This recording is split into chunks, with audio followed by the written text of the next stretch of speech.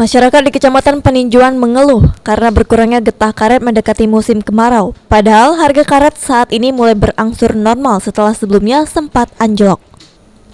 Menurut petani, hasil panen mereka saat ini kurang maksimal. Biasanya dari 700 batang karet dapat menghasilkan 180 kg. Tapi di musim kemarau ini petani hanya dapat menghasilkan maksimal 140 kg untuk satu kali panen.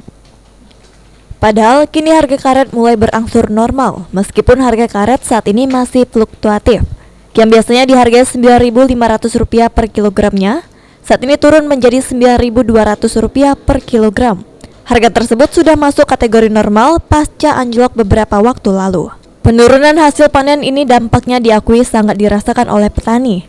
Salah seorang petani karet berharap kepada pemerintah agar memberikan solusi dan dapat menjaga kestabilan harga getah karet. Terlebih kondisi saat ini hasil panen menurun dikarenakan faktor alam.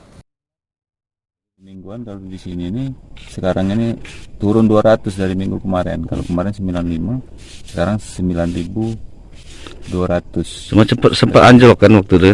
Sempat anjlok kemarin tuh, sempat harga sampai 6.000, 7.000. Cuman kalau untuk setengah bulan masih harga kemarin itu 11.000 lebih.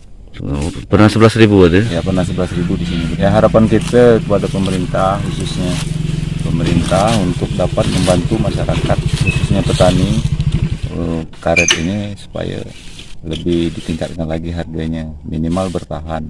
Apalagi sekarang memasuki musim kemarau, jadi produksi getahnya berkurang. Jadi harganya tetap dinaikkan lagi. Kalau untuk harga semen ini sudah termasuk normal atau? Alhamdulillah sebetulnya masih normal. Selain itu, petani karet ini juga berharap supaya pemerintah menekan harga kebutuhan pokok di saat petani mengalami produksi karet.